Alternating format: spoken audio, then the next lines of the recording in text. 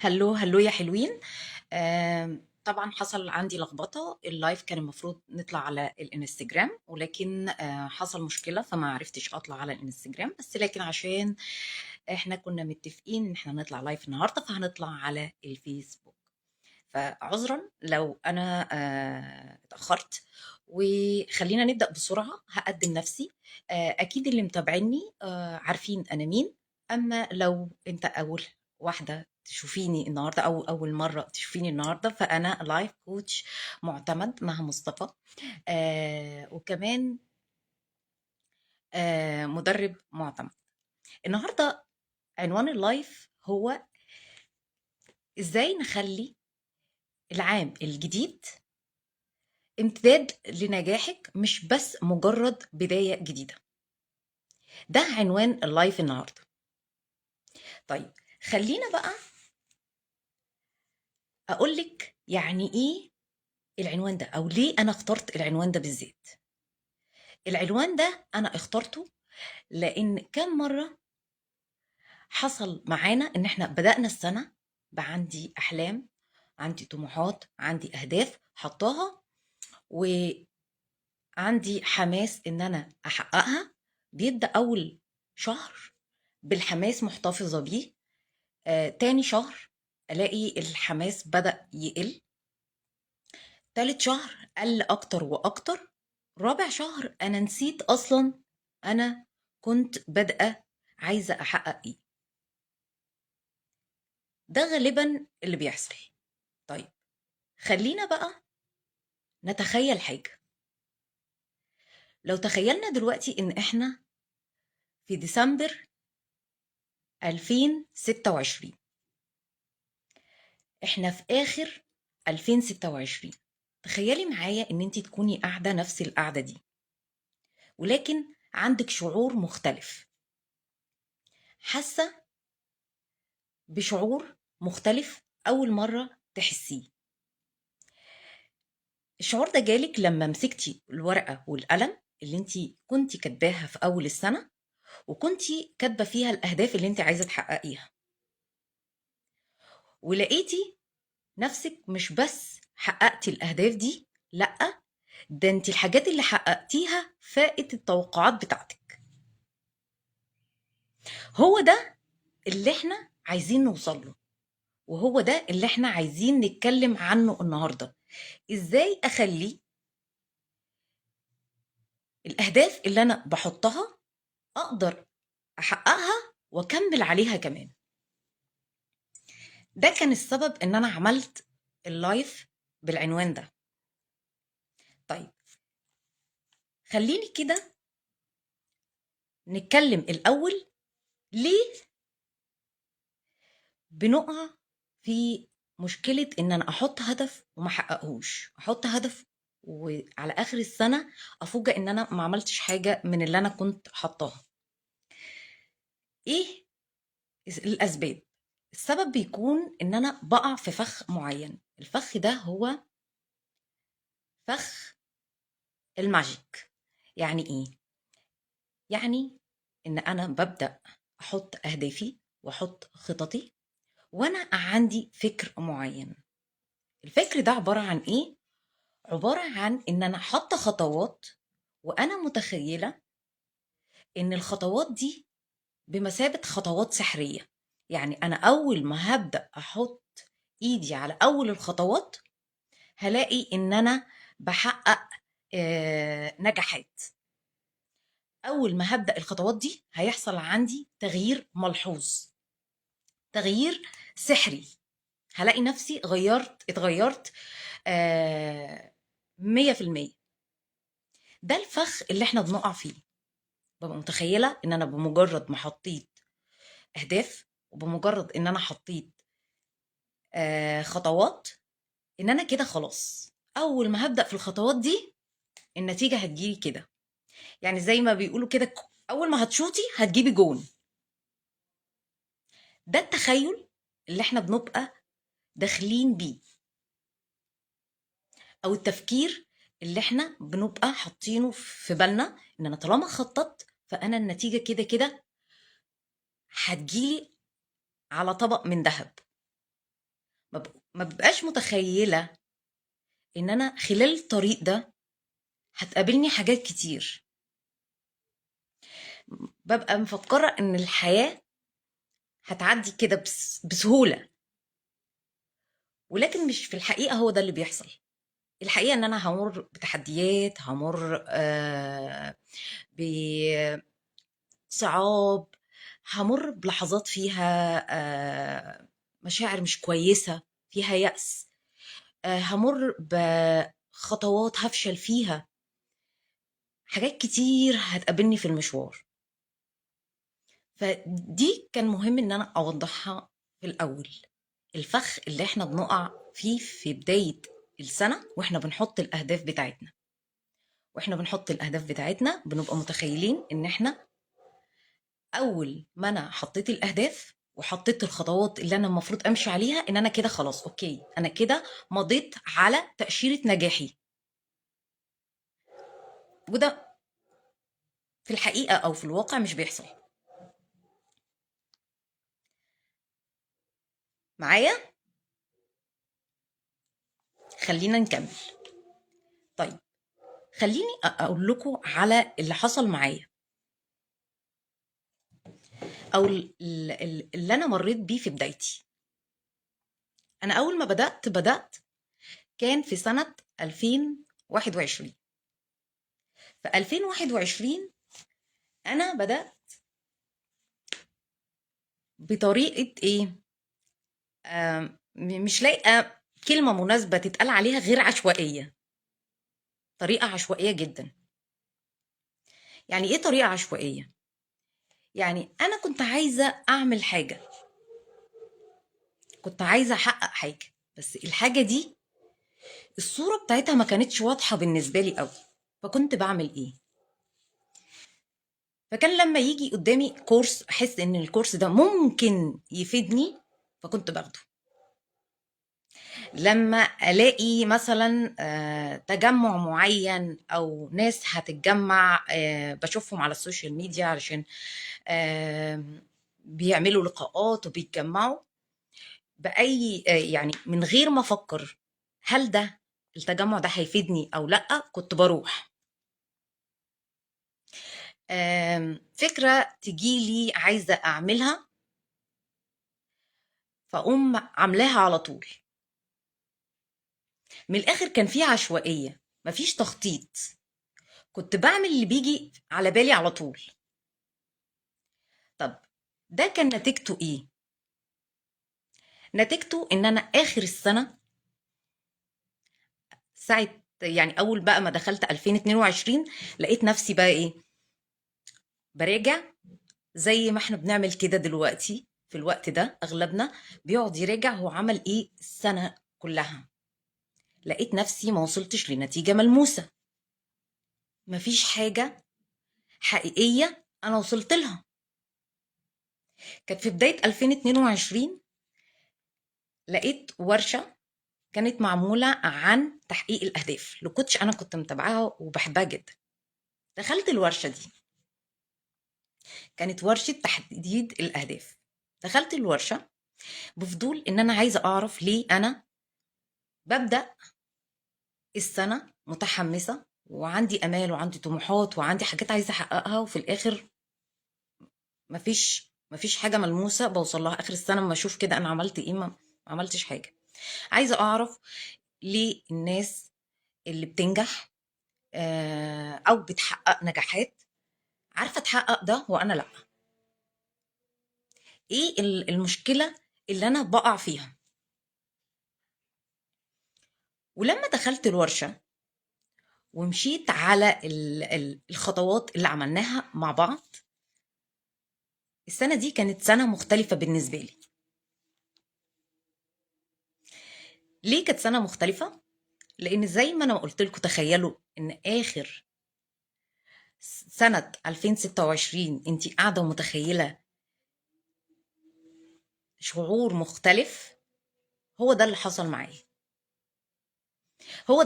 معايا. إن أنا لما جت نهاية 2022 جبت الورق اللي أنا كنت كاتبة فيها الأهداف اللي كنت داخلة بيها الورشة دي، لقيت ان انا مش حققت الاهداف اللي كانت مكتوبة. لا، انا حققت الاهداف دي وكمان عليها حاجات انا ما كنتش حطاها، انا زودت عليها، عليت عليها. فكان يعني ده كان حاجة فاصلة بالنسبة لي او حاجة مختلفة حصلت لي. ايه ده انا ما حققتش اللي انا كنت عايزاه، ده انا حققت اكتر منه. انا ازاي عملت ده؟ وهنا وصلت لادراك معين.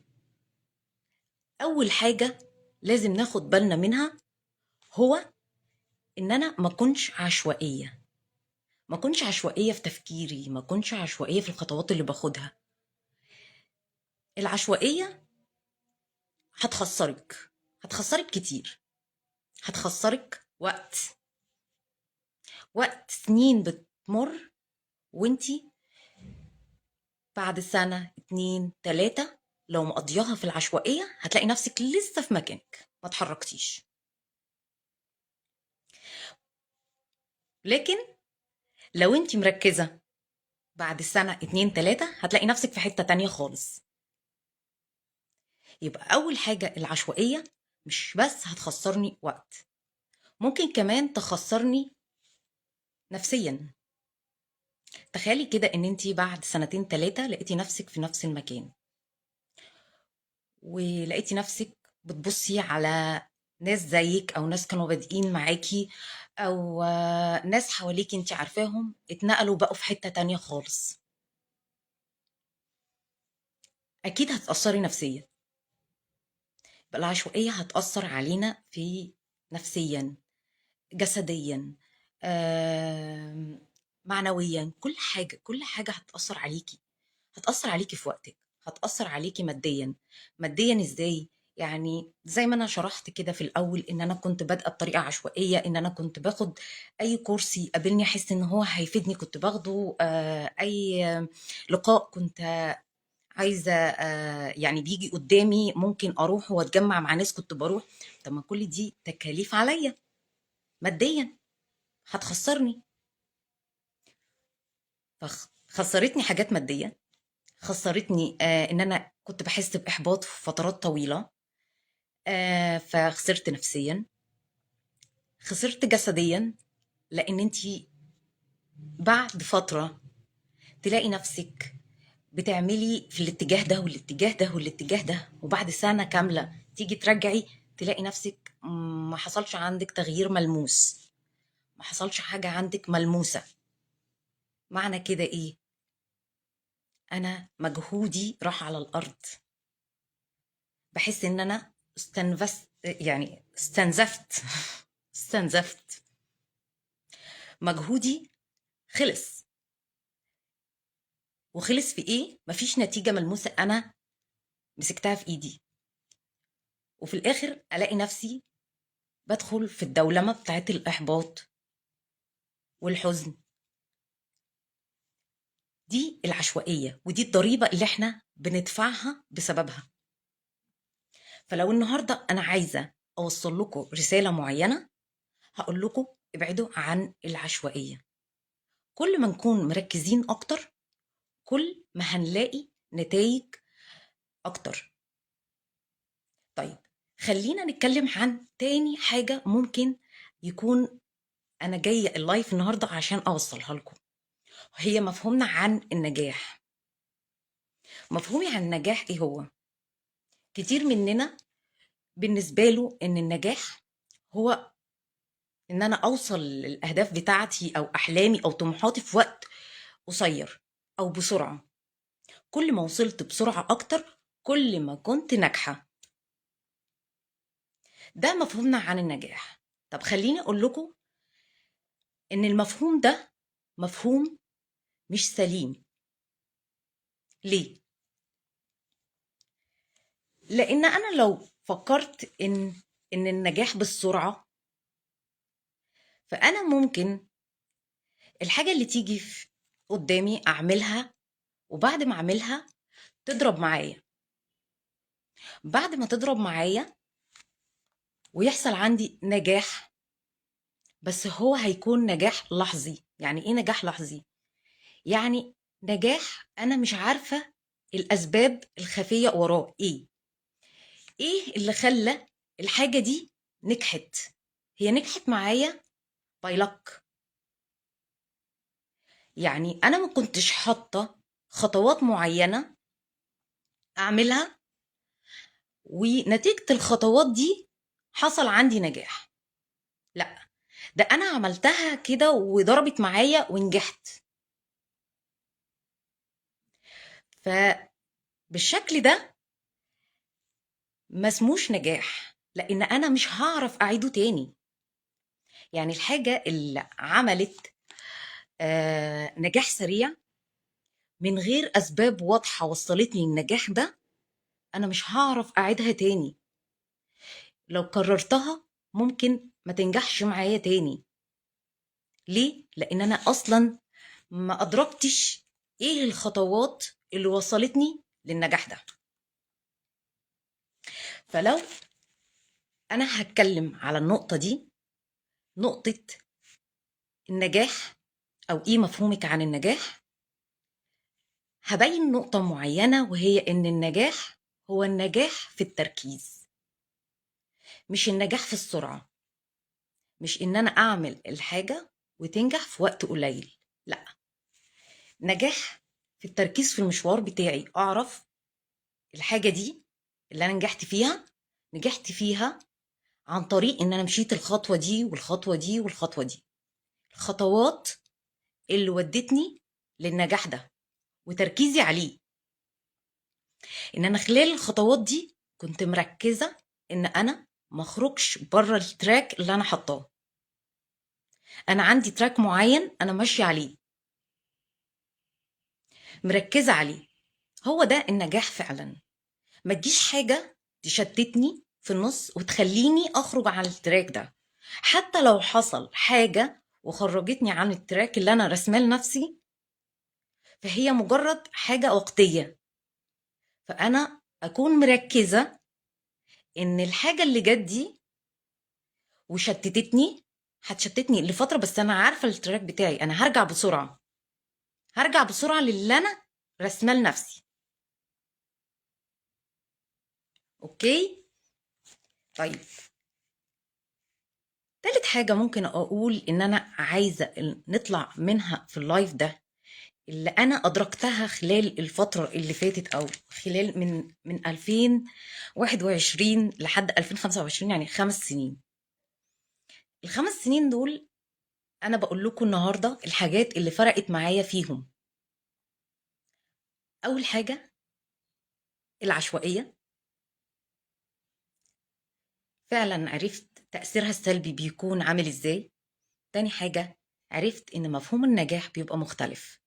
لو قدرت توصلي لمفهوم النجاح الصح هتوصلي. ومفهوم النجاح الصح هو ان انا اكون مركزة اكتر، ما كنتش مركزة على ان النجاح بان انا انجح بسرعة. لا، النجاح في التركيز مش في السرعة. تالت حاجة اتعلمتها خلال ال5 سنين هي مراجعة الذات. وعايزة اقول لكم ان الحاجة دي صعبة جدا، وبالنسبة لي انا كانت صعبة اضعاف اضعاف اضعاف. هقول لكم ليه.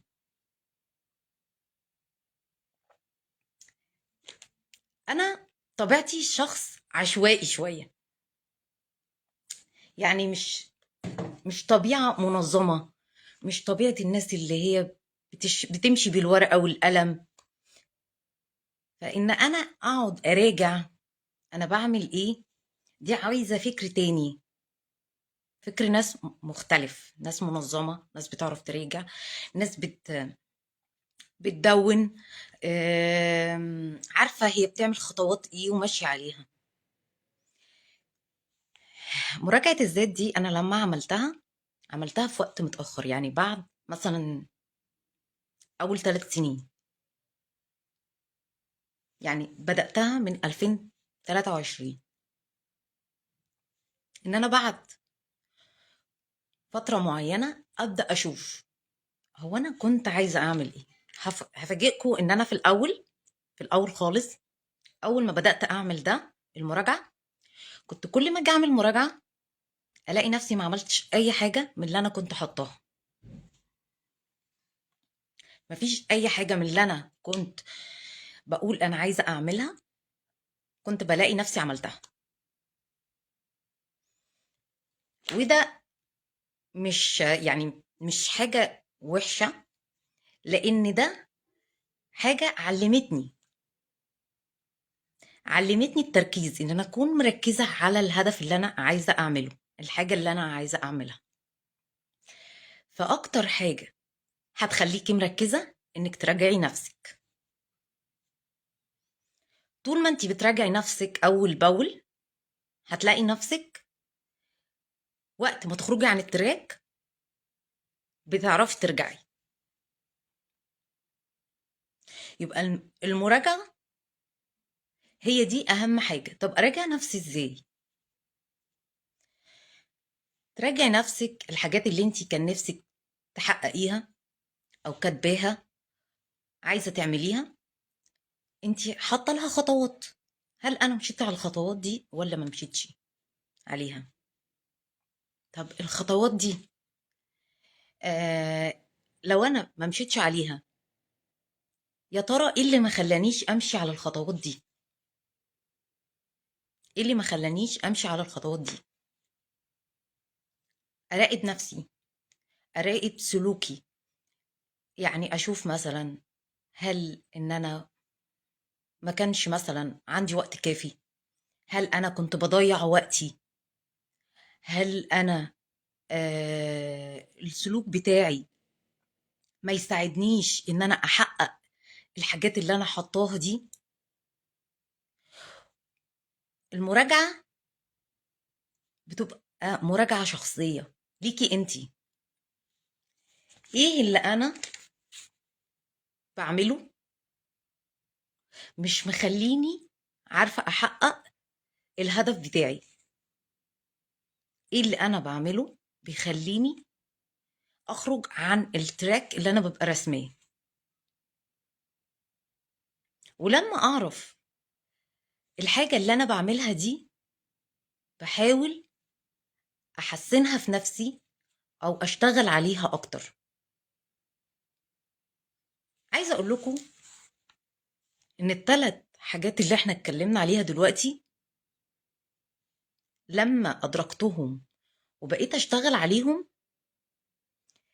ده فرق معايا كتير. لأن دايما بعد لما بتدركي الحاجات الغلط اللي انت بتعمليها وبتشتغلي عليها بيحصل عندك حاجة مختلفة.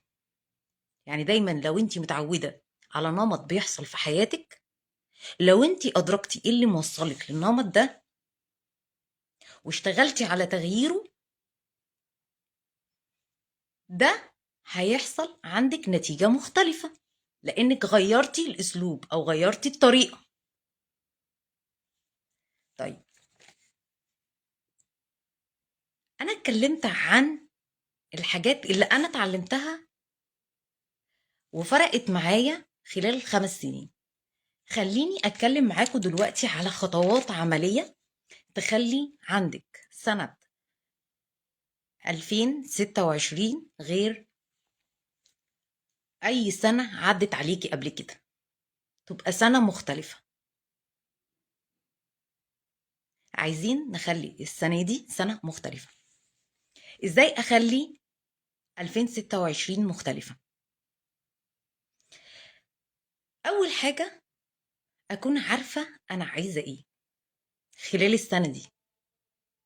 خلال السنة دي أنا عايزة أحقق إيه أو عايزة أوصل إيه. يعني لو أنا في بيزنس وفاتحة مشروع، عايزة المشروع بتاعي يوصل لإيه أو يبقى فين على نهاية السنة. طب لو أنا هدفي في العلاقات، علاقتي بأولادي، علاقتي بزوجي، طيب أنا عايزة علاقاتي شكلها يبقى عامل إيه على آخر السنة تتحسن إزاي؟ طيب لو أنا مثلا هدفي هو صحتي، أهتم بصحتي أفضل، صحتي تكون أحسن، عايزة صحتي تكون مختلفة في إيه بالظبط؟ خليكي محددة الحاجة اللي انت عايزة تعمليها، الحاجة اللي انت عايزة تحققيها خليكي محددة فيها، وهنحط لها التايم اللي هو مبدئيا سنة لو هو هدف صغير. طب لو هدف كبير، لو انا هدفي كبير ممكن احط له تايم اكتر، سنتين ثلاثة، ولكن هكسر الهدف ده لحتت صغيرة. يعني السنة الأولى هعمل منه الجزء الفلاني، هوصل للجزء ده، والسنة اللي بعدها هوصل لجزء أكبر. طيب أنا حطيت الأهداف بتاعتي وحطيت لها الوقت اللي أنا متخيلة إن أنا ممكن أوصل خلاله للنتيجة اللي أنا عايزاها. اللي بعد كده مهم قوي أحط التحديات اللي أنا ممكن أواجهها. زي ما قلنا إن الحياة مش وردية، وأكيد هتقابلني تحديات. يعني لو واحدة عايزة تشتغل كوتش وما عندهاش خبرة، بالتالي هي عندها تحدي علشان هي ما عندهاش خبرة.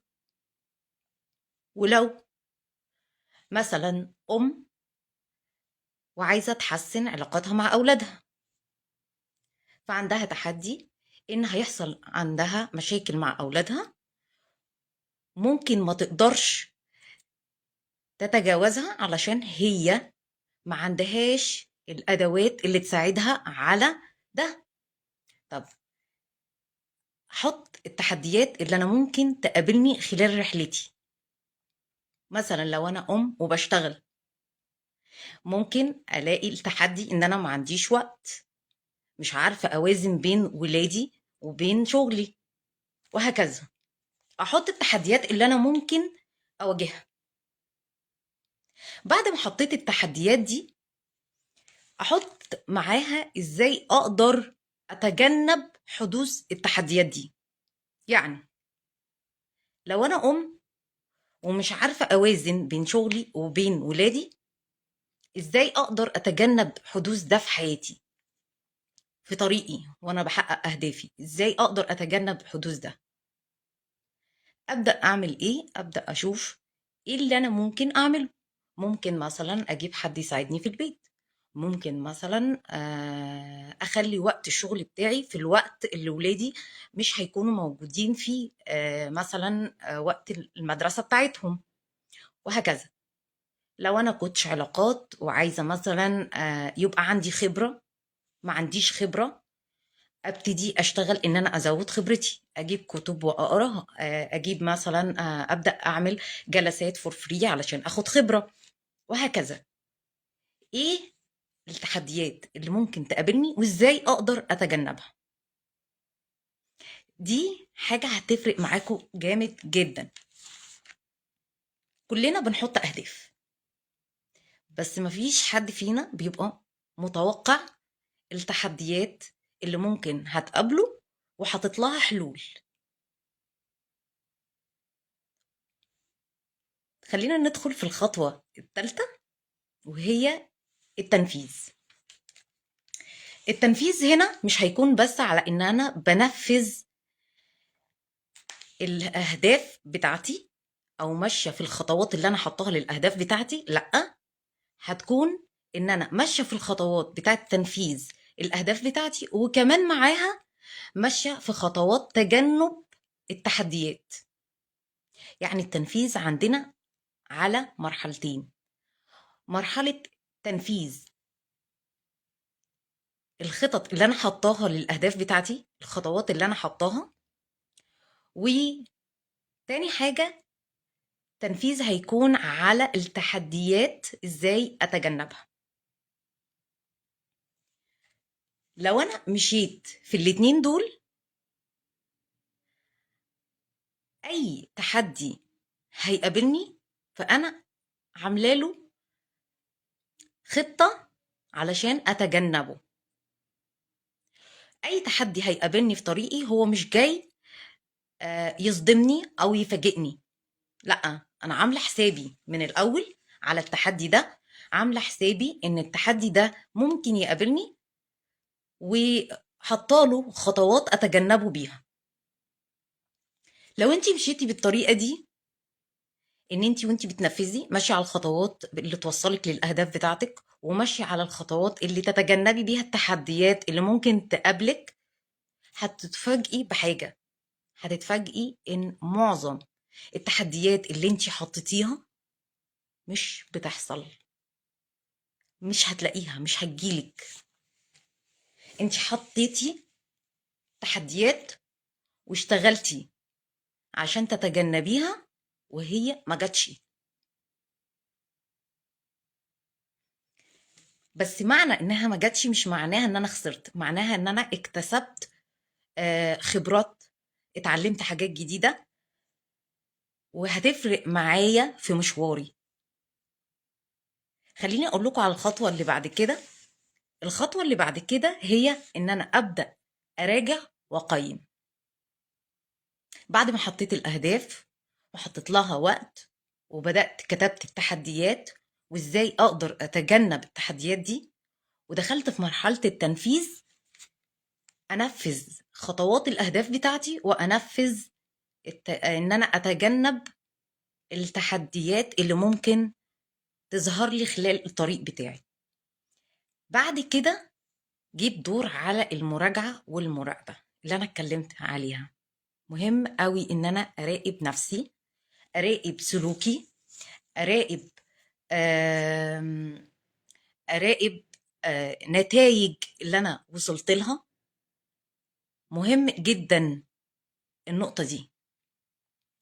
وعلشان التركيز اللي انا قلت عليه مهم قوي، النقطة دي التركيز ما بيبقاش تركيز، قصدي المراجعة ما بتبقاش مراجعة يعني 3 شهور أو في آخر الوقت اللي أنا حاطة لي الهدف، لأ. المراجعة في الأول علشان تلاقي نتيجة ملموسة، انت محتاجة ان المراجعة تكون على فترات قريبة. يعني احنا حطينا الهدف في بداية السنة، وانا عايزة اوصل لتحقيق الهدف ده على اخر السنة. ما ينفعش اراجع اخر السنة. لو راجعتي اخر السنة انت كده مش يعني لو في اخطاء، لو حصل انحراف عن الهدف فانت ما اكتشفتيهوش لاخر السنة، فانت اخر السنة برضو هتلاقي نفسك ما وصلتيش لاي نتيجة. فمهم قوي ان انت وانت بتراجعي تكوني حاطة خطة للمراجعة. هل انا هراجع كل شهر؟ هل انا هراجع كل شهرين؟ هل انا هراجع على الاهداف بتاعتي والخطوات بتاعتي اللي انا ماشيه عليها؟ هراقبها اشوف ايه اللي نجح معايا وايه اللي ما نجحش، ايه اللي انا ايه اللي جاب نتيجه هشتغل عليه اكتر، ايه اللي ما جابش نتيجه هحاول فيه بطريقه تانية، ايه السلوك اللي عطلني اللي انا محتاجه اتخلى عنه. المراجعه بتبقى مهمه جدا، لان انت لو خرجتي عن المسار بتاعك هتعرفي ترجعي بسرعة. انما لو رجعتي في الاخر، اخر السنة، مش هتعرفي يعني تلحقي نفسك ان انت اللخبطة اللي حصلت عندك تلحقي توازنيها تاني. مش هتلحقي تعملي ده، هتكوني خلاص خلصتي السنة. احنا عايزين سنة مختلفة. عشان تبقى مختلفة مهم قوي ان انا اعمل كده، يبقى عندي مراجعة. النصيحة في المراجعة ان المراجعة تكون على فترات قريبة، ما تكونش على فترات بعيدة. ليه؟ علشان ألحق لو حصل عندي دروب ألحق نفسي.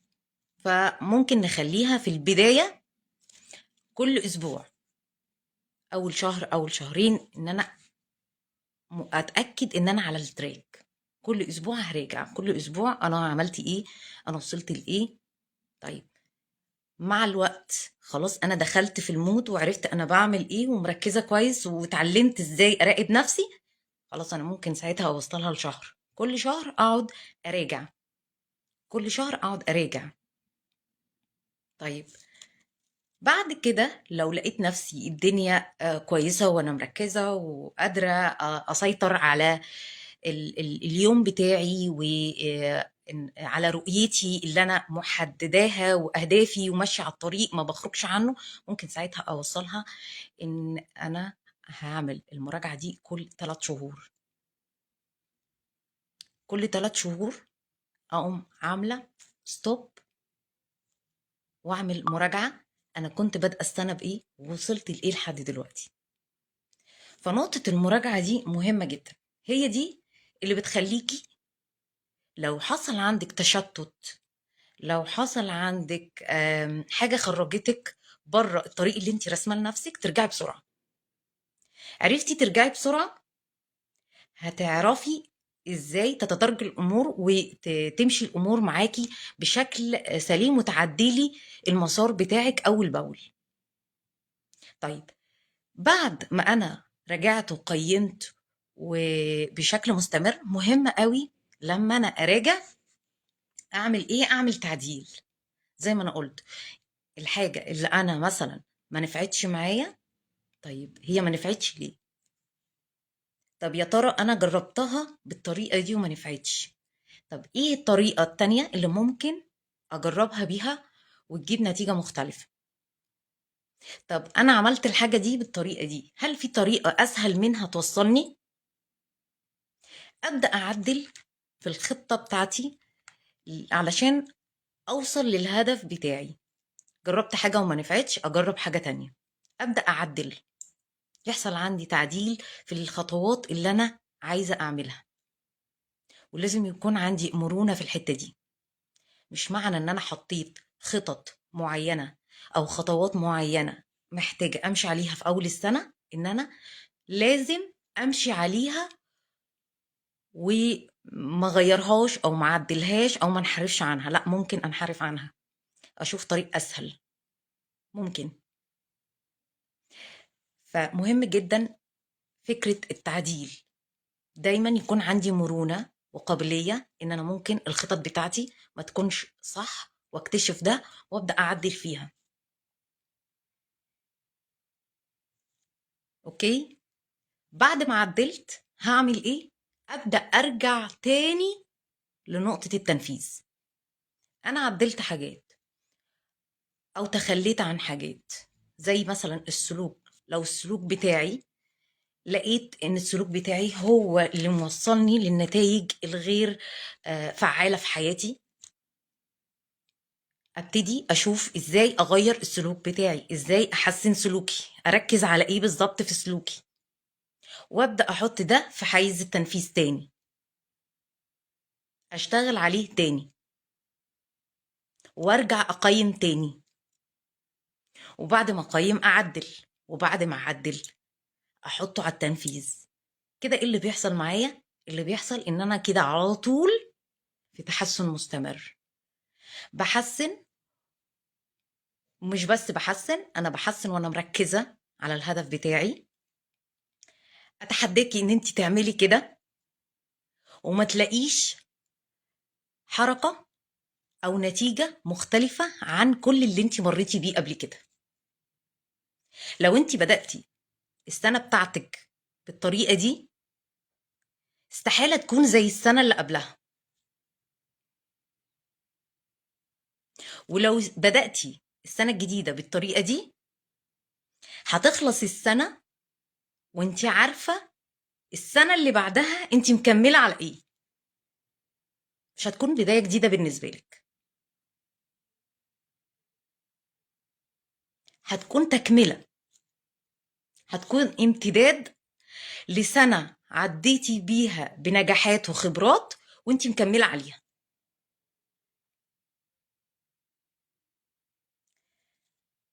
دي خطوات اللي حبيت اشاركها معاكم النهارده، خطوات عمليه لو انت عملتيها هتفرق معاكي جدا، هتبقى السنه سنه مختلفه، سنه مميزه، سنه فيها نجاحات كتير قوي هتمري بيها، هتشوفي نتائج ملموسة، هتكملي السنة اللي بعدها في امتداد لنجاحات انت بدأتيها السنة دي.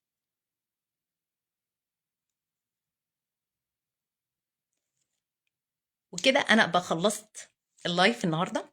اللايف كان عن ازاي اخلي السنة الجديدة هي امتداد لنجاحاتي ومش مجرد بداية جديدة.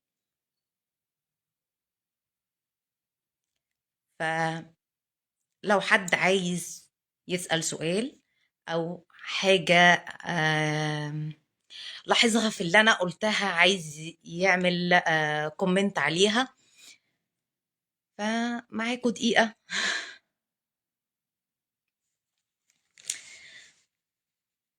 أولا أنا مبسوطة جدا إن أنا كنت معاكم النهاردة، ورغم